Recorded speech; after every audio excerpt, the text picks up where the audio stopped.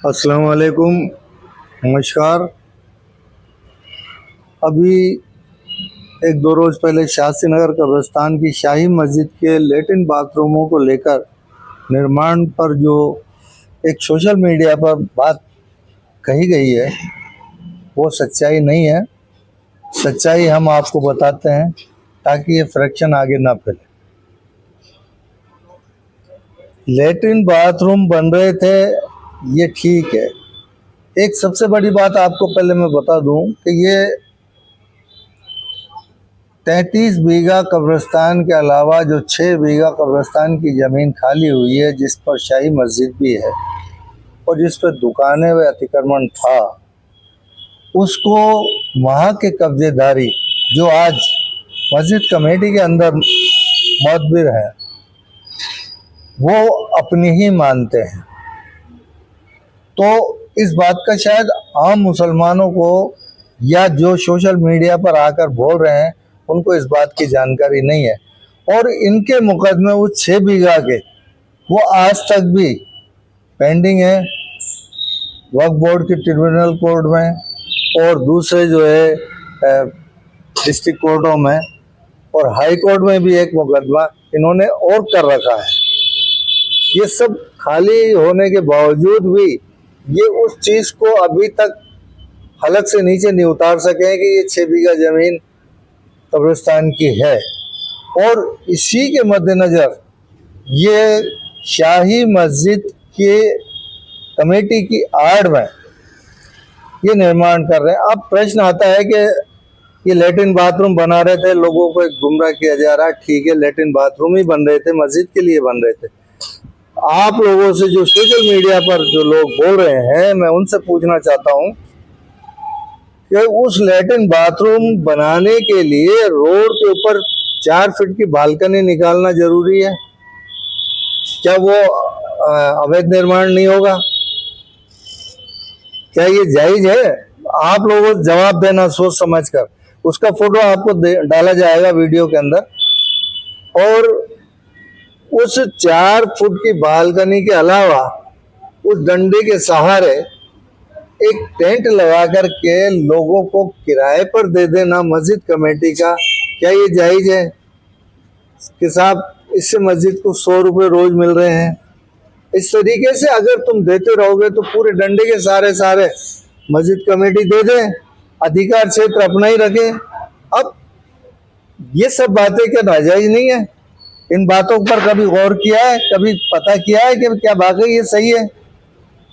दूसरा, अगर इस तरीके से ये कमेटियां या जो तथाकथित कमेटी बन करके और अतिक्रमणों को बढ़ावा देते रहेंगे। अब दूसरी बात, मस्जिद की 2 साल पहले एक गोट हुई, साल 2 साल पहले, जिसमें 8 लाख रुपए का निर्माण इन्होंने मस्जिद के साइड के अंदर 2 कमरे बनाए और वो बनाया।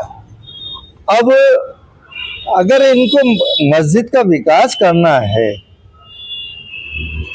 ये आम मुसलमान चाहता है, एमएलए साहब भी चाहते हैं, हमारे जितने जो समझदार लोग हैं, मुस्लिम पैसे वाले अक्लमंद लोग, वो सब चाहते हैं कि ये जयपुर में एक दूसरे नंबर पे मस्जिद बननी चाहिए। लेकिन और जगह भी है उसके लिए, छोड़ रखी है जगह। लेकिन इन्होंने जो 2 साल पहले गोट की, उसका पैसा इस तरीके से उसको लगा दिया, क्या वो जायज है?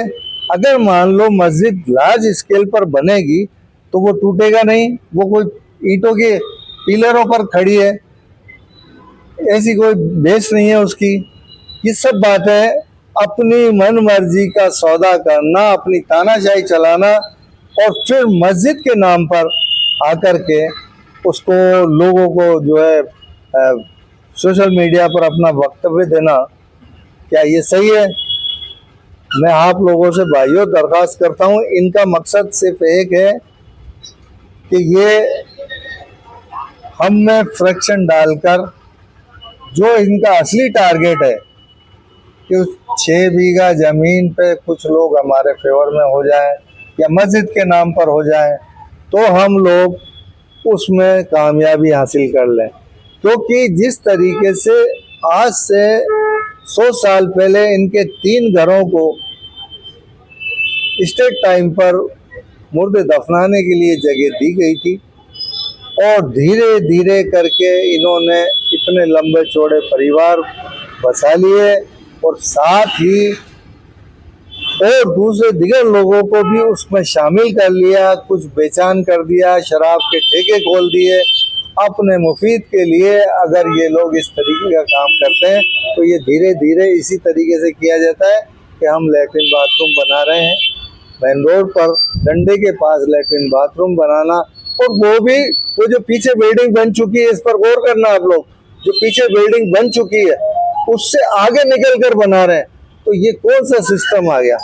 या तो उस बिल्डिंग को पहले ही बना लेते आप कि हमें मस्जिद इतनी रिक्वायर करनी है, और फिर जो है उसको बेस सिस्टम से आप उस काम को कर रहे हो, तो ये कौन सी जायज बात है?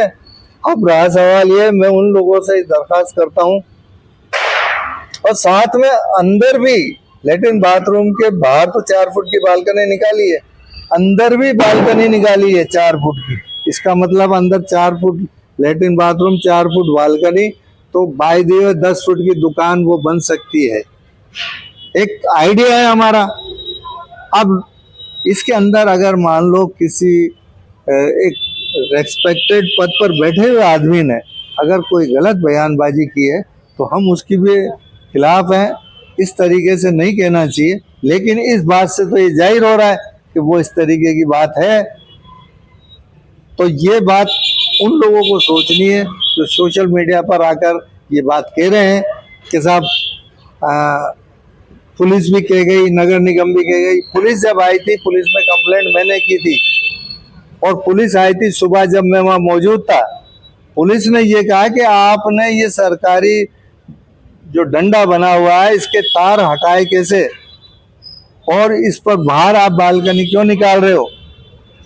ये गलत बयानबाजी की जा रही है कि पुलिस भी कह गई और नगर निगम भी कह गई। नगर निगम हटवा करके गई कि बालकनी हटा दो आप। अंदर का जो प्रश्न है वो किसी वजह से हटाने की बात यहाँ है कि हम मस्जिद का कोई नुकसान नहीं चाहते। जिसका नुकसान हुआ है 150 रुपए किसी ने दिए भी है, तो वो नुकसान हुआ है तो उसका तो भरपाई की जाएगी। साथ ही बेतरतीब कोई काम नहीं हो मस्जिद में, इस बात के लिए उस बात को हटाया जा रहा है। इसलिए नहीं हटाया जा रहा है कि वो मस्जिद का ऐसा किसी का नुकसान हो जाए। मस्जिद का एक नक्शा बनाया जाएगा और मस्जिद बड़ी भव्य इमारत के रूप में तामीर की जाएगी। उसके लिए पैसा चाहे हमें किसी से भीख मांगनी पड़े या कुछ भी करना पड़े, उसको हम करेंगे, बशर्ते ये लोग अपनी तानाशाही छोड़कर सबको साथ लेकर के काम करें तो।